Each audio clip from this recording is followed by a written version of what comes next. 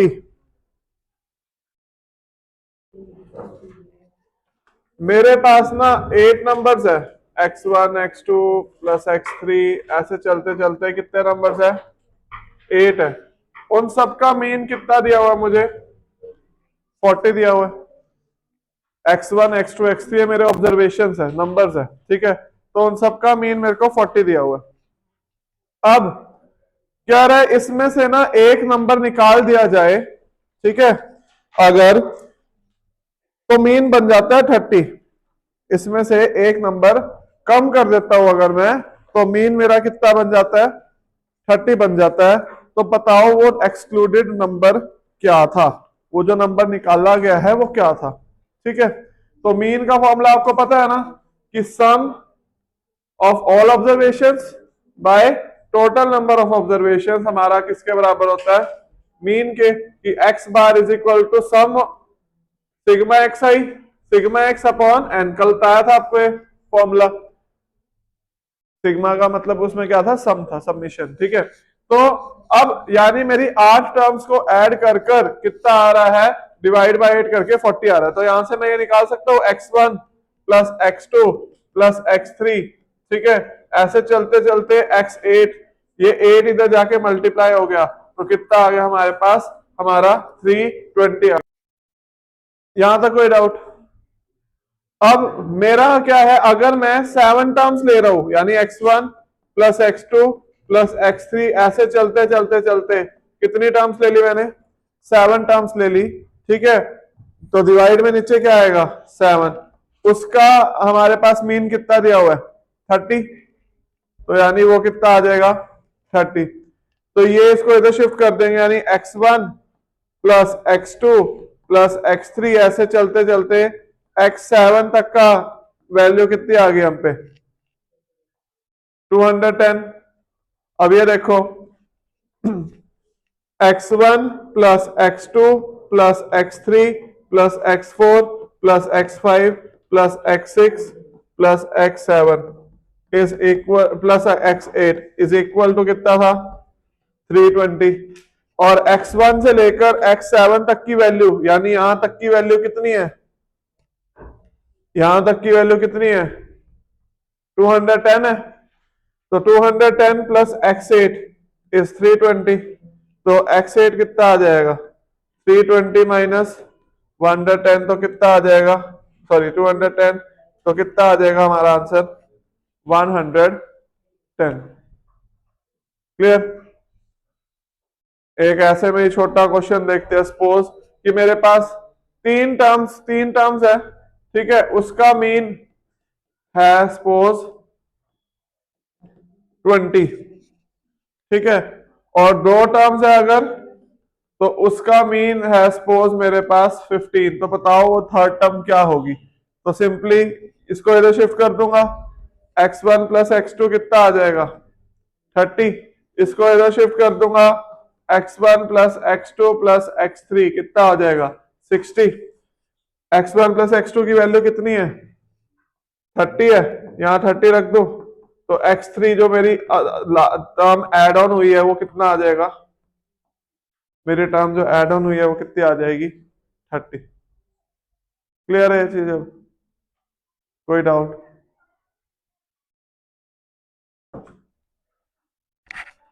Next कौन सा था?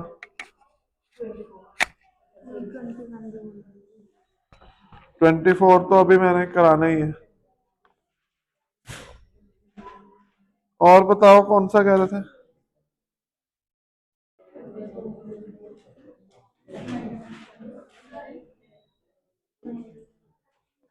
30।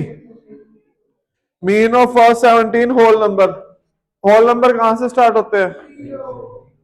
तो 0 1 2 3 4 5 6 7 8 9 10 11 12 13 14 15 16, ये हो गए फर्स्ट 17 होल नंबर।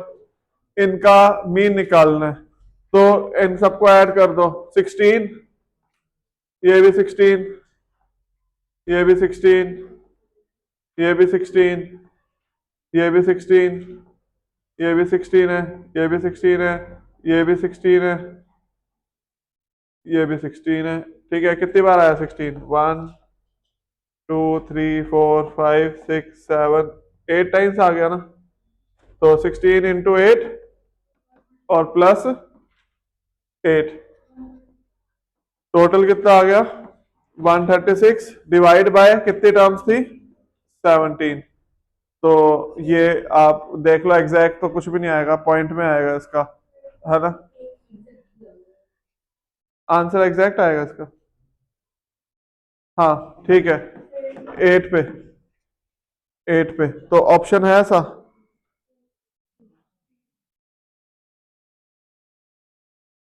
कौन सा था ये? 20, सॉरी 30 था ना, तो सी हो जाएगा हम पे। क्लियर?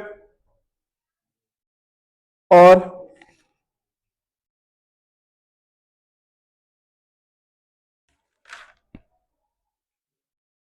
चलो अब ये देखो 24th क्वेश्चन कैसे होगा। एक बार ये क्वेश्चन ट्राई करो आप।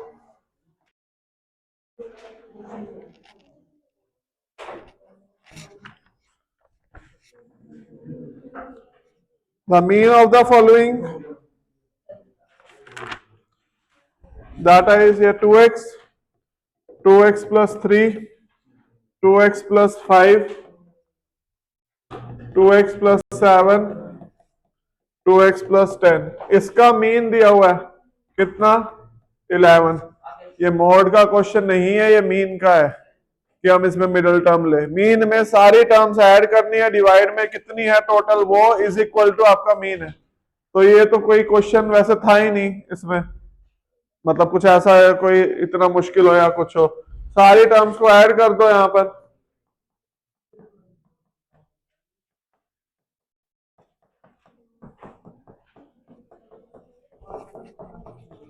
कितनी टर्म्स है? 1 2 3 4 5 is equal to 11। 1 2 3 4 5 10x plus 3 plus 8, 8 plus 5 7 12 और 15 हो गया आपका 25 by 5 is 11। 10x plus 25 is 55, 10x is 30, x कितना आ गया? 3। तो mean of the last 3 observation is, last 3 observation का मीन पूछ रहा है आपसे। लास्ट 3 ऑब्जर्वेशन कौन है? ये 3 है। ठीक है, यहां पर इनको ऐड कर दो, कितनी हो जाएगी? 6x plus 22 divide by 3, x की वैल्यू डाल दो इसमें, क्या आ जाएगा? 6 plus times 3 plus 22 by 3, 40 by 3। Mix fraction में सॉल्व कर लो 40 बाय 3 को, क्योंकि मिक्स फ्रैक्शन में आई थिंक आंसर दिया हुआ आपको। तो वो कितना आ जाएगा आप पे? 13 1 बाय 3। ऐसा सा ऑप्शन जो होगा वो आंसर होगा आपका। क्लियर? जो अगला क्वेश्चन था वो ऐसा था जो अभी हमने किया। Mean of 12 values of the data is 19.25। ठीक है, कि मेरे पास मीन दिया हुआ है कितने का? 12 टर्म्स के डाटा का कितना दिया हुआ है? That is 19.25। एक डाट वैल्यू और ऐड कर दी मैंने, एक वैल्यू क्या कर दी? और ऐड कर दी, तो मेरा मीन कितना आ गया? मेरा मीन कितना बन गया? 20।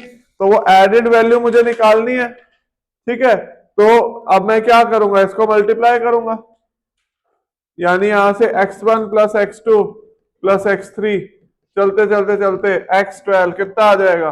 19.25 इंटू 12 कितनी आई है वैल्यू? 232, 231। इसको मल्टीप्लाई कर देंगे, x1 plus x2 plus x3 चलते चलते चलते x13 कितने आ गए? 260। 12 टर्म्स का सम कितना है? 231। एक टर्म एडिशनल है 260, तो x13 कितना आ जाएगा? 29। क्लियर। अब ऐसे क्वेश्चंस का एक शॉर्ट ट्रिक है, बट वो शॉर्ट ट्रिक हमें याद तभी रहेगी जब बेस पता हो। वो क्या है, जो एक्स्ट्रा टर्म है हमारी, जो भी ऐड करी है सिंगल टर्म या जो होगी, ठीक है, वो किसके बराबर होगी, मीन हमारा जो हमारे पास मोर टर्म वाली थी, मोर टर्म वाली का मीन इनटू टर्म्स माइनस जो कम टर्म थी लेस वाली इनटू उसकी टर्म्स।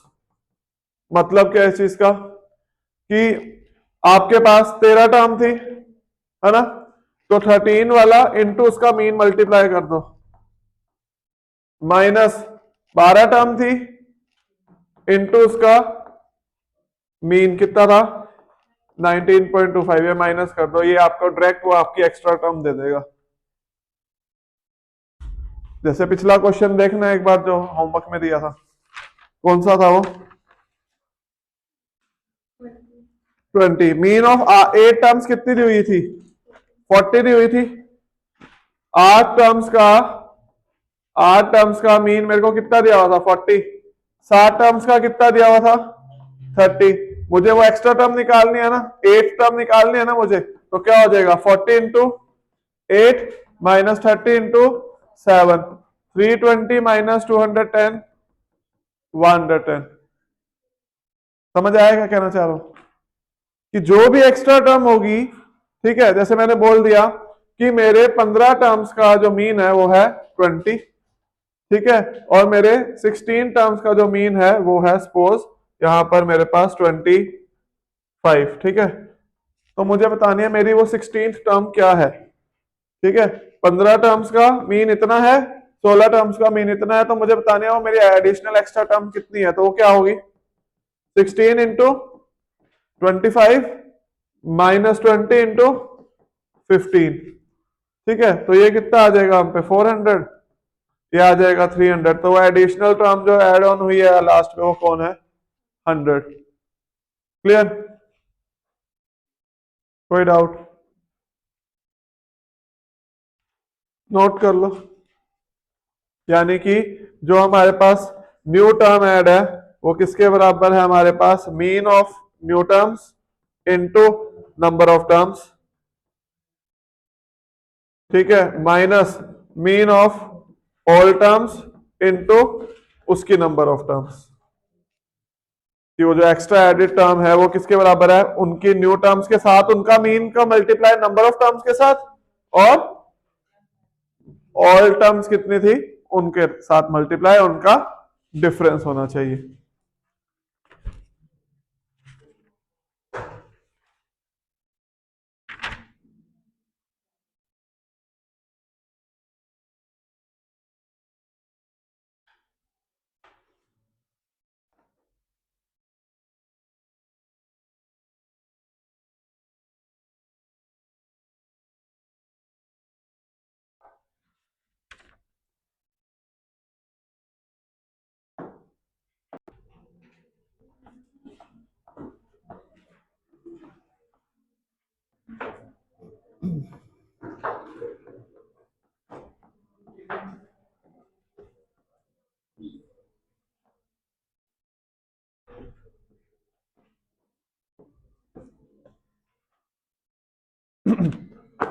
एक चीज समझना,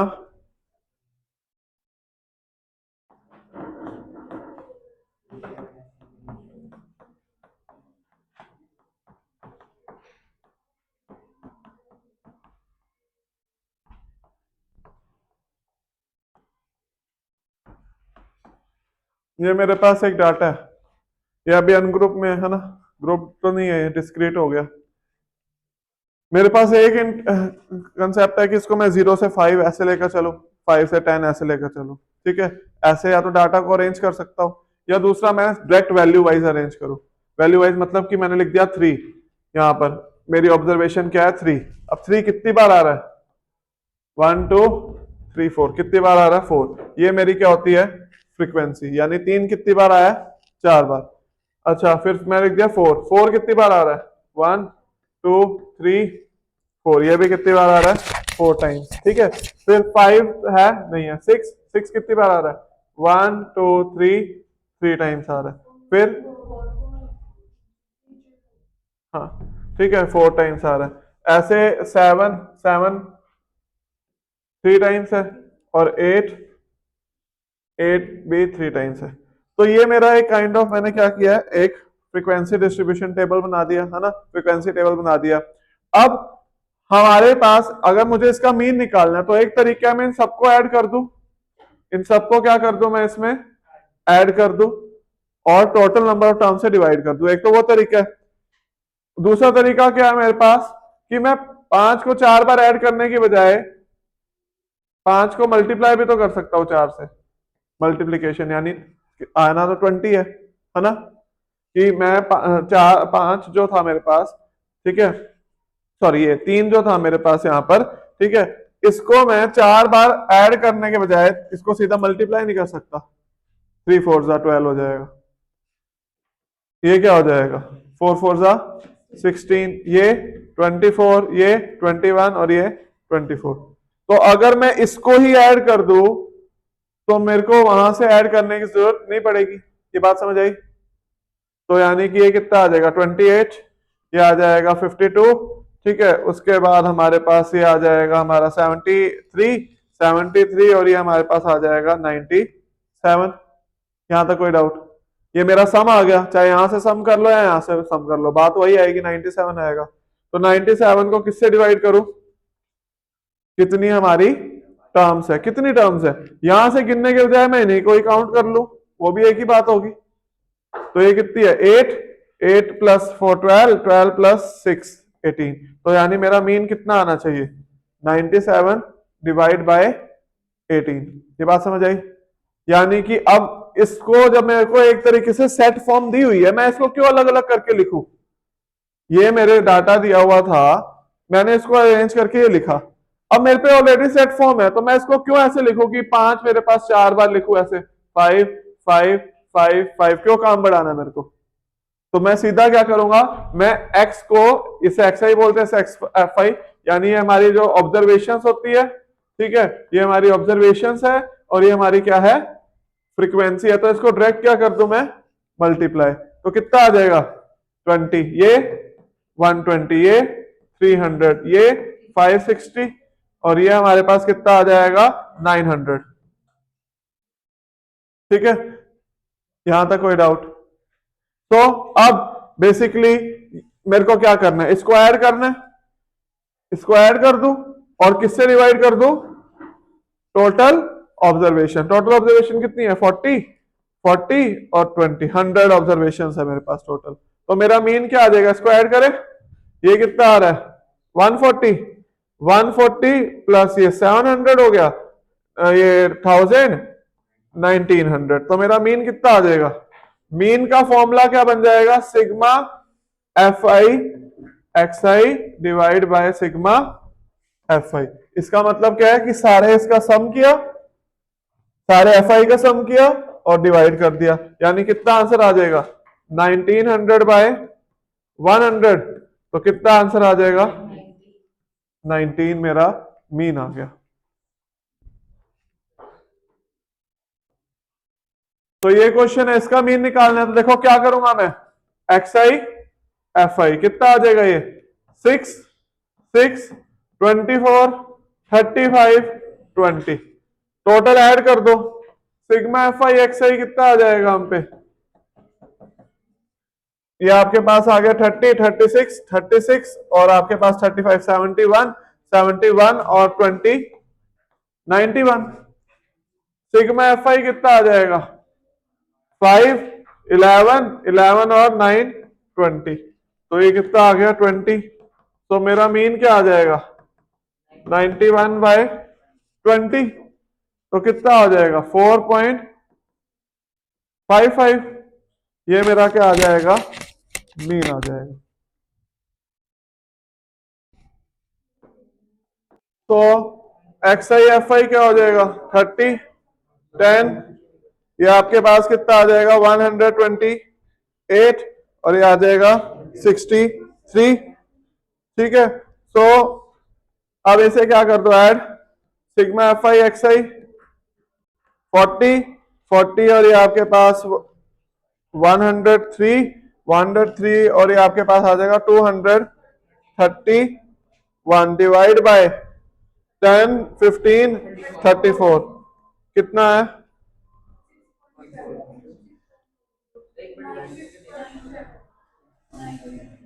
6 पॉइंट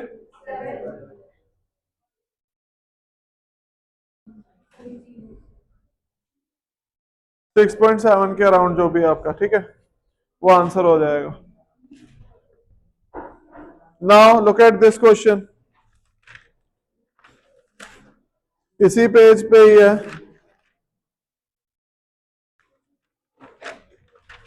अगले सॉरी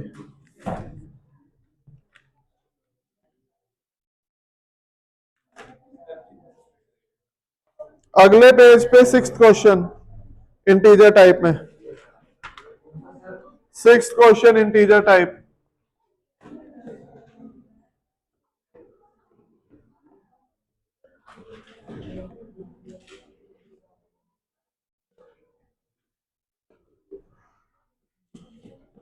ट्राई करना, मीन दिया हुआ है, अब आपको ये मिसिंग वैल्यू फाइंड करनी है पी। ट्राई कैसे होगा ये, 1 into 1 2 4 8 6 4,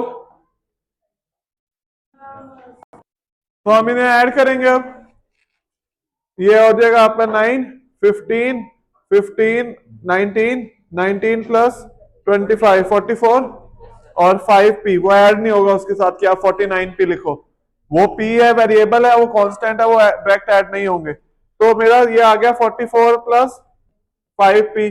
total number of terms कितनी है हमारे पास, टोटल नंबर ऑफ टर्म्स है हम पे 1 5 8 8 प्लस 5 13 13 प्लस p, और मेरा मीन कितना दिया हुआ था, मीन कितना दिया हुआ था 4। तो अब ये वाली टर्म सारी उधर जाके क्या हो जाएगी, मल्टीप्लाई, तो ये आ जाएगा 4 टाइम्स 13 प्लस p, तो 44 plus 5p is 52 plus 4p, 5p 52 minus 44, तो p कितना आ जाएगा हम पे